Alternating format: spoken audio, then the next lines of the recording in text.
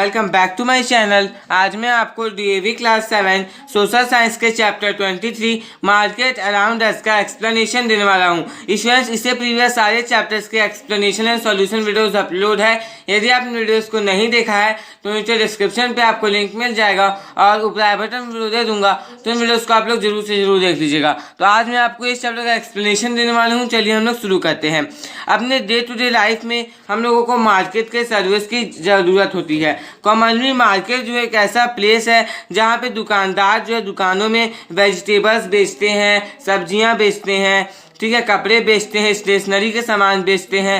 Exact term में market को एक ऐसा प्लेस डिटरमाइन किया जा सकता है, डिफाइन किया जा सकता है जहां पर बायर्स और सेलर्स इंगेज हो जाते हैं एक एक्टिविटी में, सेल में, बेचने में, और मतलब कि जो सेलर्स होते हैं वो बेचते हैं और बायर्स जो खरीदार होते हैं वो खरीदते हैं। तो activity of sale and purchase of good. जो बायर और सेलर है ये एक शॉप में मिलते हैं, एक मॉल में मिलते हैं, जहां पर बायर जो है ये किसी भी गुड्स और सर्विस के लिए पैसे पे करते हैं कैश और क्रेडिट कार्ड से या फिर किसी दूसरे मोड से। ठीक है, कैश देते हैं, क्रेडिट कार्ड देते हैं, या फिर उनके पास कोई दूसरा मोड अवेलेबल है तो वो उनसे पैसों को पे करते हैं, लेकिन पैसे पे करते हैं उसके बाद गुड्स को खरीदते हैं। तो टाइप्स ऑफ मार्केट देखिए, मेन 2 टाइप्स के मार्केट होते हैं, वो है होलसेल मार्केट और रिटेल मार्केट। एक बायर जो है बहुत सारे पैसों को बचा सकता है डायरेक्टली यदि वो होलसेल मार्केट से खरीदेगा, क्योंकि देखिए होलसेलर जो होता है ये डायरेक्टली प्रोड्यूसर से खरीदता है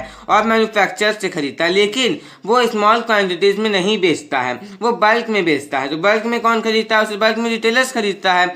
ठीक है, तो रिटेलर्स स्मॉल क्वांटिटीज में बेचता है। ओके, यदि आप किसी होलसेलर के पास जाएंगे 2 किलो चावल लेने तो क्या होगा? उससे बोलेगा कि मेरे पास तो बोरा है, मेरे पास 25 किलो का 20 किलो का बोरा था। आप 20 किलो एक बार तो नहीं खरीदते हैं ना। यदि आप 20 किलो नहीं खरीदेगा तो आप किसके पास जाइएगा? फिर आप रिटेलर के पास जाइएगा, है ना। फॉर एग्जाम्पल मैं बता रहा हूँ, ऐसा होता भी है।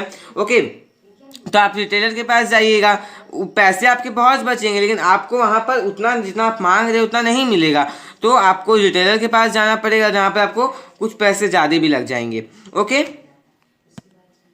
देखिए जो रिटेलर होता है ये स्मॉल क्वांटिटीज और नंबर्स में तो बेचता है, लेकिन उसका दाम ज़्यादा रहता है क्योंकि ये होलसेलर से खरीदता है। उसके बाद उसके पास कॉस्ट ऑफ ट्रांसपोर्टेशन भी उस पर ऐड करता है, इन्वेस्टमेंट ऑफ मनी, उसमें मनी का इन्वेस्टमेंट भी ऐड करता है, टाइम, स्टोरेज चार्जेस भी उसमें ऐड होते हैं। ठीक है, और इतना जब करता है तो वो कुछ प्रॉफिट भी तो रखेगा, तो गुड्स पे वो 1-8 रुपया प्रॉफिट भी रखता है, उसके बाद वो बेचता है।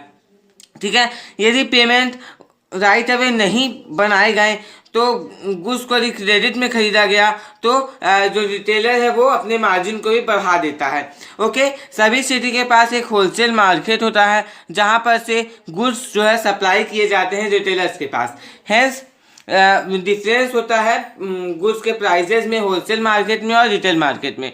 जो इस चेन में यदि और भी लोग आ जाएं, जैसे कि होलसेलर है, रिटेलर है, कुछ छोटे मोटे दुकानदार आ जाएं, तो जितना ज़्यादा ये चेन, इस चेन में जितने ज़्यादा पीपल इन्वॉल्व होंगे उतना ही सभी लेवल में कमोडिटी कॉस्ट जो है ये इंक्रीज करेगा, ऐड होते जाएगा। ओके, क्योंकि सभी को सभी लेवल में प्रॉफिट रखना है। यदि कोई सामान कोई बेचेगा तो कुछ प्रॉफिट रख के ही ना बेचेगा। ठीक है, तो प्रॉफिट क्यों रखेगा? तो वो इन्वेस्टमेंट के लिए, मैन पावर के लिए, ठीक है, प्रीमाइसेस के लिए, स्टोरिंग फैसिलिटीज़ के लिए, तो सभी लोग प्रॉफिट रख के ही बेचेंगे, बिना प्रॉफिट के कोई भी नहीं बेचेगा। यही बोला जा रहा है कि यदि इस चेन में और भी कोई लोग आ जाए, छोटे मोटे दुकानदार आ जाएं, तो उतना ही कम्युनिटी का कॉस्ट जो है वो ऐड होते जाएगा। जो प्राइस है गुड्स का एक मार्केट में, ये फैक्टर्स से डिटरमाइन किए जाते हैं। ठीक है, जैसे कि कितना डिमांड है बायर्स और कंज्यूमर्स के द्वारा, ठीक है, या फिर फार्मर्स या मैन्युफैक्चरर्स कितना सप्लाई दे पा रहे हैं, तो उस हिसाब से मार्केट में किसी भी गुड्स का प्राइस डिटरमाइन होता है।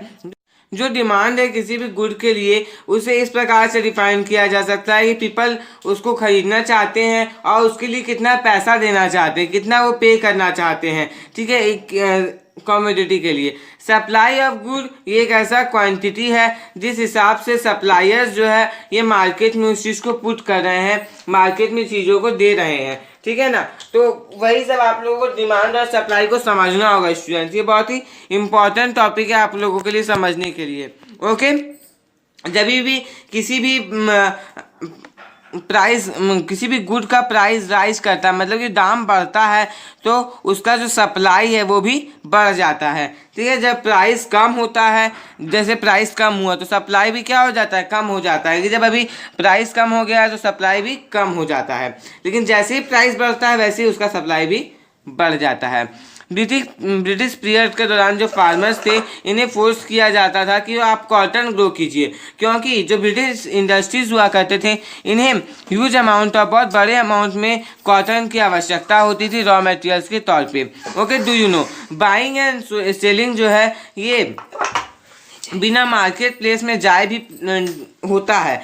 कैसे होता है? टेली मार्केटिंग से होता है, इंटरनेट से होता है। ओके, बहुत सारे ऐसे अभी मतलब कि टेली मार्केटिंग आ गए हैं जहाँ पर से आप बिना मार्केट जाए भी सामानों को मंगवा सकते हैं। ओके, उसके बाद फिर ब्रिटेन से कॉटन क्लोथ इंपोर्ट होता था और पूरे इंडिया में बेचा जाता था।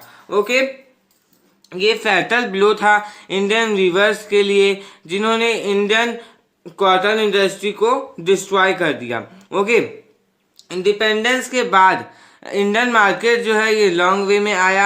हमारा जो पॉलिसीज था ये हमारे ट्रेडिशनल क्राफ्ट्स को रिवाइव करने लगे।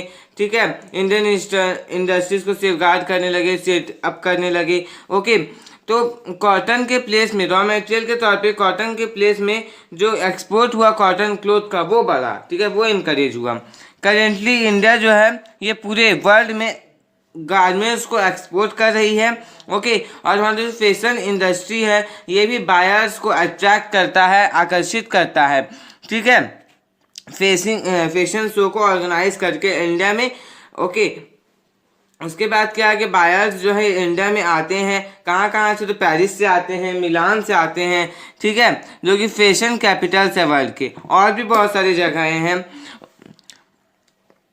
रिटेल और होलसेल मार्केट के विषय देखा जाए तो बहुत सारे मार्केट जो है ये वीक में, एक सप्ताह के एक दिन में बाजार में आप देख सकते हैं। जब आप किसी भी मतलब अपने सिटी, अपने टाउन में जाते हो तो आप सुनते होंगे कि आज शनिवार बाजार है। ठीक है, मतलब कुछ सिटीज़ में क्या है कि हफ्ते का एक दिन फिक्स रहता है कि हम बाजार लगेगा, वहाँ पर तरह तरह की चीज़ें बिकने को आती है, सब्जियाँ ये सब आते हैं। ठीक है, और भी बहुत कुछ वहाँ पर आप देख सकते हैं कि वहाँ पर बिकते हैं, है ना। तो स्पेसिफिक डेज वहाँ पर सेटअप होता है। बहुत सारी सिटीज़ और टाउन्स के डिफरेंट पार्ट्स में आप देखते होंगे इस चीज़ को। इन्हें कहा जाता है वीकली मार्केट्स। ओके, फाड़ी और पटारी बाजार। ठीक है, फाड़ी और पटारी बाजार। जो शॉपकीपर्स है ये रोड साइड में अपने शॉप्स को सेटअप करते हैं, एक दिन के लिए ओपन स्पेस पे सेटअप करते हैं। उसके बाद क्या करते हैं कि रात होते रात में उसे क्या करते हैं, बंद कर देते हैं। ओके, यहाँ पर जो गुड्स होते हैं वो चीपर होते हैं, क्योंकि एक्सपेंडिचर यहाँ इनकर्ड नहीं हुआ है। उसके बाद रेंट ये सब भी नहीं लगता उतना, तो परमानेंट शॉप की तरह वहाँ पर रेंट ये सब भी नहीं लगता, इलेक्ट्रिसिटी सब की भी जरूरत नहीं होती है। तो पीपल ऐसे मार्केट में जाते हैं और डेली यूज़ के थिंग्स को खरीदते हैं जो कि एक प्लेस में अवेलेबल है, और उन्हें दूसरे जगहों में जाना भी नहीं पड़ता है कि यदि इस जगह पे एक चीज़ अवेलेबल है तो दूसरी जगह फिर क्यों जाएंगे। जो भी उनकी आवश्यकता की होती है वो मिल जाता है। ओके, जैसे फल सब्जी हो गया ये सब वहाँ पर मिल जाता है। तो और यहाँ पर क्या है कि जो कस्टमर है ये बार्गेन भी कर सकते हैं। बार्गेन का मतलब मैं आपको समझा रहा हूँ। यदि किसी चीज़ का दाम 20 रुपये रखा गया है, किसी गुड का दाम 20 रुपये रखा गया है, तो लोग क्या करते हैं 18 लगाइए भैया, 15 लगाइए। इसी को बोलते हैं स्टूडेंट्स बार्गेन। यहाँ पर कस्टमर्स बार्गेन भी फ्रीली करते हैं, कोई रोक टोक नहीं है।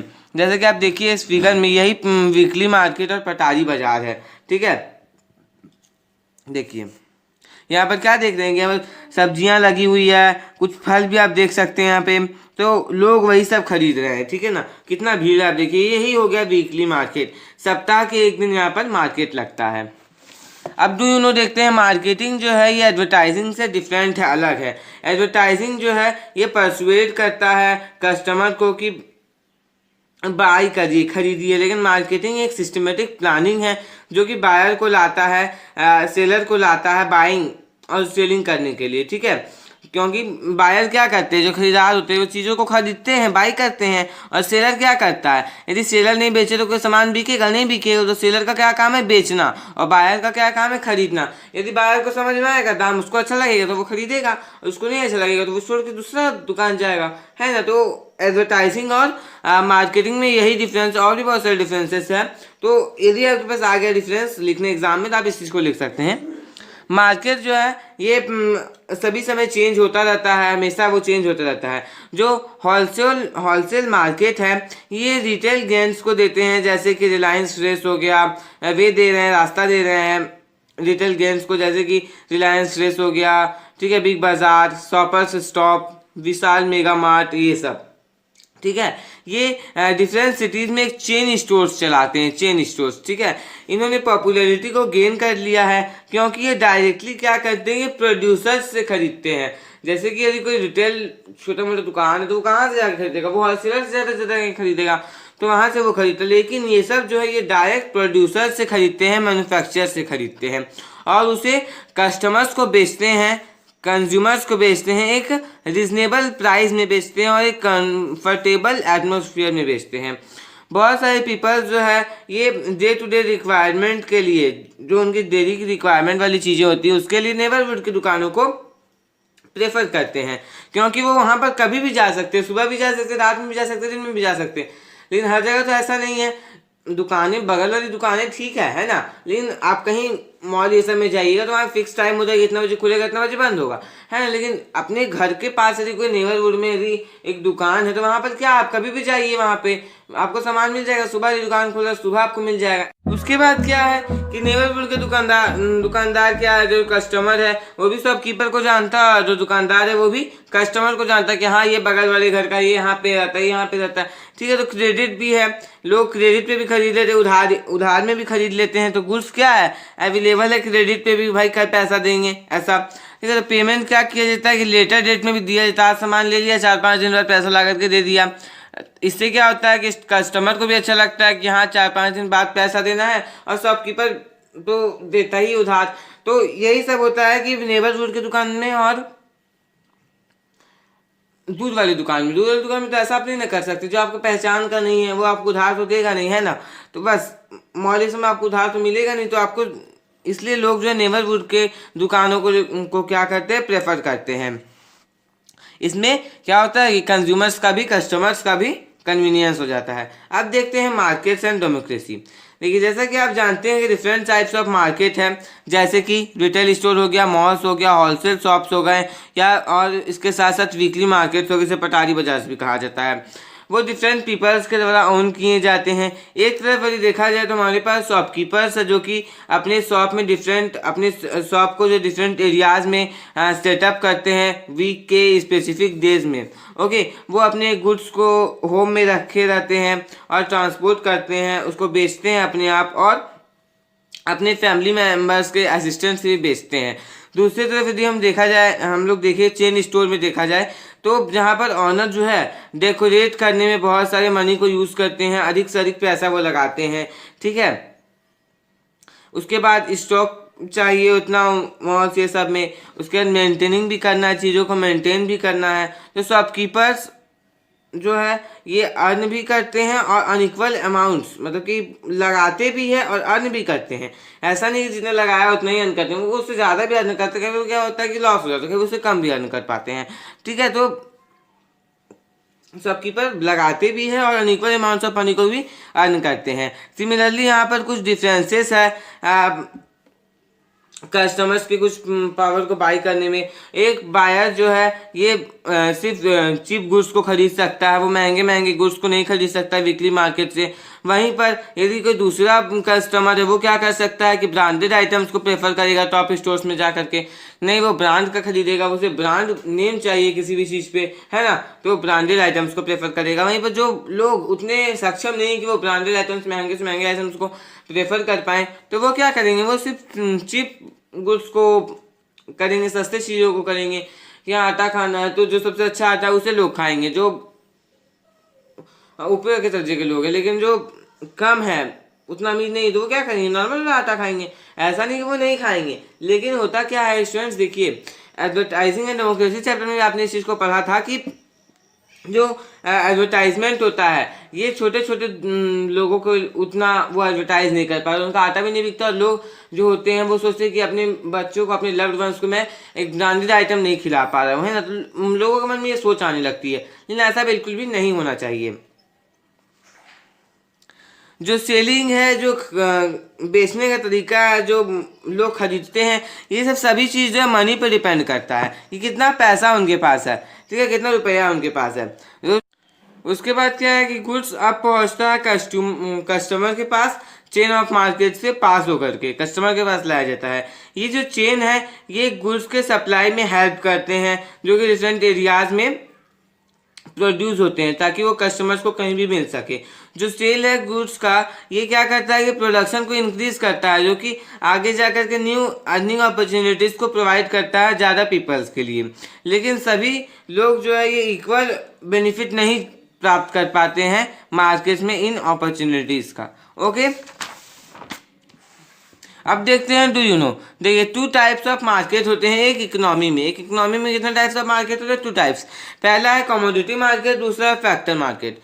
कमोडिटी मार्केट में क्या हो गया, वीकली मार्केट आ जाएंगे और ब्रांडेड मार्केट आ जाएगा। फैक्टर मार्केट में क्या है कि लैंड हो गया, लेबर हो गया, कैपिटल, इंटरप्रेन्योर, उसके साथ साथ एंटरप्राइज ऑर्गेनाइजर। जो इंडेवर है इंडियन गवर्नमेंट का, ये इसमें इनइक्वालिटीज़ को रिड्यूस करने का है। ओके, मार्केट जो है ये वेजेस को भी डिटरमाइन करता है। एक ऐसा जॉब जहाँ पर बहुत सारे वर्कर्स जाना चाह रहे हैं, हाई सप्लाई है, लेकिन वहाँ पर नंबर ऑफ पोजीशंस है, स्मॉल नंबर ऑफ पोजीशंस है, उतना वहाँ पर लोगों की आवश्यकता नहीं है। तो क्या होगा ये कि जितना ज़्यादा ही लोग वहाँ पर जाने की कोशिश करेंगे, जितना ज़्यादा वहाँ विलिंग वर्कर्स होंगे, तो होगा ऐसा कि लो वेज मिलेगा उस जॉब को करने में, उतना पैसा उसमें नहीं होगा। क्योंकि ऐसा तो नहीं है क्या वहाँ पे कि लोग वहाँ पर जाने के लिए प्रयास में ही है, बहुत सारे लोग जाना चाहते हैं, तो उसमें कुछ लोगों को सिलेक्ट किया जाता है ना। यदि उन लोगों को क्या लगे कि बहुत कम पैसा मिले तो लोग जाएंगे, तो और ऐसा तो नहीं है जाएंगे तो वहाँ पर वर्कर की कमी हो जाएगी, और भी वहाँ पर लोग जो है आ रहे हैं, ठीक है, तो उन्हें नौकरी दे दी जाएगी। तो ये जाएगा, तो ऐसा नहीं है कि यदि जा रहा है तो हम लोगों को थोड़ा सा वेज बढ़ा देना चाहिए, वेजेस तनख्वाह बढ़ा देनी चाहिए, वो ऐसा बिल्कुल भी नहीं करेंगे। वो क्या करेंगे, जो जा रहा है उनको जाने देते हैं, हमें क्या है, हमारे पास तो वर्कर्स आते ही जाएंगे। यदि एक वर्कर जो है ये हायर वेज के लिए तो इसमें होता क्या है कि वर्कर्स के बीच में कंपटीशन बढ़ जाता है, ठीक है, और लोगों को वेज भी बहुत कम मिलता है, तनख्वाह भी बहुत कम मिलती है। यदि एक वर्कर जो है डिमांड करता है हायर वेज के लिए, तो एम्प्लॉयर क्या करेगा, उसे हटा देगा कि आप जाओ भैया, आप चले जाओ, ठीक है, और दूसरे को वहाँ पर रख लेगा उसी वेज में। यदि किसी नौकरी को करने में 5,000 रुपये तनख्वाह है, यदि एक वर्कर बोले कि मुझे 6,000 रुपये तनख्वाह चाहिए, तो वहाँ का जो मालिक है वो क्या करेगा कि आप चले जाओ, मुझे आपकी आवश्यकता नहीं है, ठीक है, उसे हटा देगा, और दूसरे लोग जो चाह रहे हैं उसी वर्क को करने के लिए, उसी जॉब में आने के लिए, उसे बुला देगा कि कीजिए 5,000 में, तो 1,000 रुपये उनका बर्बाद भी नहीं होगा, उनका काम भी सही ढंग से चलता ही रहेगा। ओके, तो हम लोग यहाँ पर देखते हैं कि मार्केट जो है इकोनॉमिक इक्वालिटी को क्रिएट करता है, इकोनॉमिक इनइक्वालिटी को क्रिएट करता है, जिसका मतलब हुआ कि इकोनॉमिक एसेट्स का, इनकम्स का इनइक्वालिटी इंडिविजुअल्स के बीच में, ठीक है, सोसाइटी में। जो टर्म है ये इनइक्वालिटी ऑफ अपॉर्चुनिटी से भी रिलेटेड है। एक डेमोक्रेटिक गवर्नमेंट जो है ये सोसाइटी के सभी इन सेक्शंस के इंटरेस्ट को प्रोटेक्ट करने के लिए कमिट करते हैं, ठीक है। अदरवाइज इक्वालिटी जो है ये इनके लिए मीनिंगलेस है। हमारे गवर्नमेंट ने बहुत सारे स्टेप्स को लिए हैं ताकि लोगों के इंटरेस्ट को बचाया जा सके, प्रोटेक्ट किया जा सके। तो गवर्नमेंट ने क्या किया है, मिनिमम वेजेस को फिक्स किया है, तो वर्कर्स जो है ये उनके अपने बेसिक नीड्स को फुलफिल करने के लिए एबल हो पाते हैं। ओके, जो एम्प्लॉयड होते हैं वो क्या करते हैं कि अनएम्प्लॉयड कैंडिडेट्स के लिए, जिन्हें एम्प्लॉयमेंट की आवश्यकता होती है, उनके लिए एम्प्लॉयमेंट एक्सचेंज खोलते हैं। गवर्नमेंट है ये राइस के डिस्ट्रीब्यूशन को, वीट, शुगर, किरोसिन के डिस्ट्रीब्यूशन को एक रीजनेबल रेट में पुअर के लिए डिस्ट्रीब्यूट करते हैं। इस चीज़ को वो इंश्योर करते हैं कि पुअर्स को एक रीजनेबल रेट में चीज़ें मिल सके, उनका जो ज़रूरी चीज़ है, जो उन्हें आवश्यक है, जो चीज़ें उनके लिए आवश्यक है, वो उन्हें मिल सके, ठीक है, पब्लिक डिस्ट्रीब्यूशन सिस्टम के अंदर, PDS। ओके, जो गवर्नमेंट है ये क्रॉप्स के लिए प्राइस भी अनाउंस करती है, जिसे बोला जाता है मिनिमम सपोर्ट प्राइस, ताकि फार्मर्स का इंटरेस्ट को बचा करके रखा जा सके, सेफगार्ड किया जा सके और उन्हें मनी लेंडर्स के एक्सप्लॉइटेशन से बचाया जा सके, विलेज टाउट से बचाया जा सके, होलसेलर्स और रिटेल गैंग से बचाया जा सके। जो गवर्नमेंट है ये इलेक्ट्रिसिटी प्रदान करती है, irrigational facilities, technical assistance, loan, insurance facilities भी प्रदान करती है एक सब्साइज्ड रेट्स पे, ओके, एक अच्छे रेट्स पे। पीडीएस सिस्टम को और भी ट्रांसपेरेंट बनाया गया है राशन कार्ड के डिजिटाइजेशन के साथ, सप्लाई चेन मैनेजमेंट के साथ, टोल फ्री हेल्पलाइन एक्सेट्रा के साथ, ओके। एक डेमोक्रेटिक गवर्नमेंट जो है ये अपॉर्चुनिटीज़ प्रदान करती है इक्विटेबल डिस्ट्रीब्यूशन ऑफ गुड्स के लिए, इसके साथ साथ सर्विसेज के लिए, ताकि सफिशिएंट इनकम हो सके और सभी के लिए जो इनइक्वालिटीज़ है सोसाइटी में उसे ख़त्म किया जा सके सभी के लिए, ओके। अब देखते हैं हम लोग, do you know online shopping जो है ये इंडिया में कैचअप कर रहा है, बहुत ही फास्ट रेट में ये कैचअप कर रहा है इंडिया में, ठीक है। इंडिया को ये कैचअप कर रहा है वही फास्ट रेट में। कौन कौन से देखिए, ईबे हो गए, फ्लिपकार्ट हो गए, Amazon, Naaptol, Home Shop 18.com, okay. इसके साथ ये भी .com, इन्फीबीम, सहोलिक, ये सब हो गए, ओके। तो इंडिया में क्या हो रहा है कि लोग अब ऑनलाइन जा रही चीज़ों को मंगवा रहे हैं। ऑनलाइन शॉपिंग इंडिया में बहुत तेज़ी से बढ़ रहा है। जैसे कि यहाँ पर देखिए ये एक लेडीज़ है जो कि देख रही है, सैंडल देख रही है, जूतियाँ देख रही है। इसमें आपको साफ पिक्चर्स में आप इस चीज़ को देख सकते हैं, है ना। तो स्टूडेंट्स देखिए लास्ट डू यू नो था हमारे इस बुक का। इसी के साथ हम लोगों की ये चैप्टर कंप्लीट हो गया स्टूडेंट्स, और मैंने आपको एक वीडियो में पूरा चैप्टर समझा दिया, पूरे चैप्टर का एक्सप्लेनेशन मैंने आपको एक वीडियो में पूरा दे दिया। तो यदि आपको वीडियो अच्छा लगा स्टूडेंट्स तो लाइक कर दीजिए, और यदि आप मेरे चैनल पर नए हैं तो चैनल को सब्सक्राइब करके बेल आइकन को प्रेस करके ऑल पे प्रेस कर लीजिए, क्योंकि मैं आपके लिए ऐसे एजुकेशनल वीडियोस लाता रहता हूँ। और स्टूडेंट्स सिविक्स के प्रीवियस चैप्टर्स का explanation and solution videos upload है, जरूर से जरूर देख लीजिएगा। और यदि आप इस चैप्टर का सॉल्यूशन वीडियो चाहते हैं तो डिस्क्रिप्शन को चेक कर लीजिएगा। एंड वीडियो कैसा लगा कमेंट बॉक्स में कमेंट करके जरूर बताइएगा। और आप लोग geography and civics and other subject के videos, math, science, English, Hindi, इस सब्जेक्ट के वीडियोस को भी आप लोग जरूर देख लीजिएगा, क्योंकि मेरे चैनल पे आपको अदर सब्जेक्ट के वीडियोस भी मिलते रहते हैं। हर एक सब्जेक्ट का सेपरेट प्लेलिस्ट बना हुआ है, जरूर से जरूर चेक कर कीजिएगा। वीडियो कैसा लगा कमेंट बॉक्स में कमेंट करके जरूर बताइएगा। Thanks for watching.